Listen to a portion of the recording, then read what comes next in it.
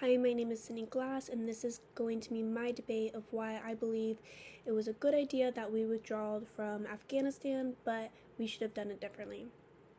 First off, if I sniffle, I apologize, I'm kind of sick.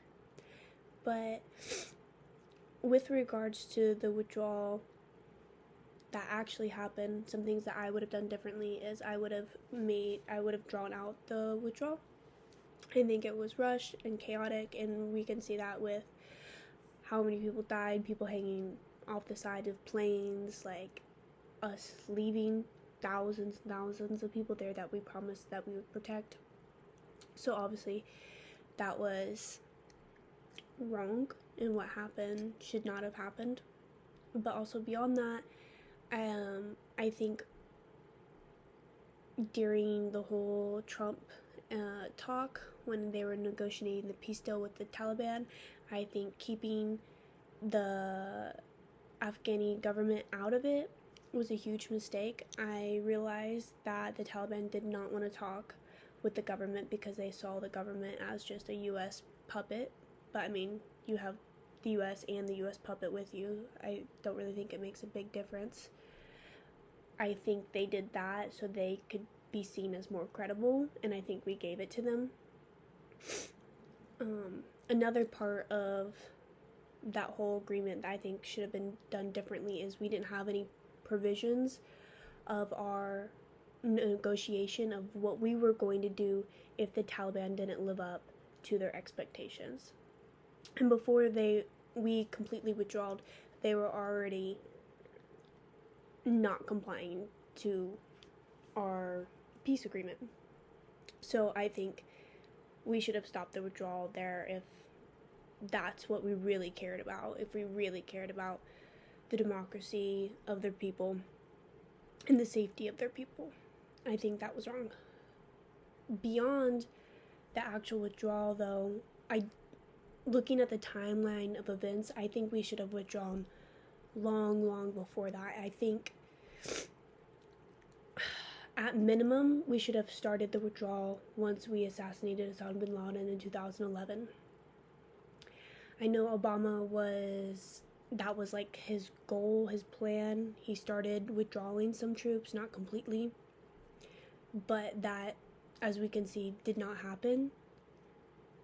And I think at minimum it should have started then, because that was our whole mission, to get revenge of what took place on 9/11, dismantle Al-Qaeda, dismantle their leader. And at minimum, that's what we did in 2011. That's what we did. Sorry.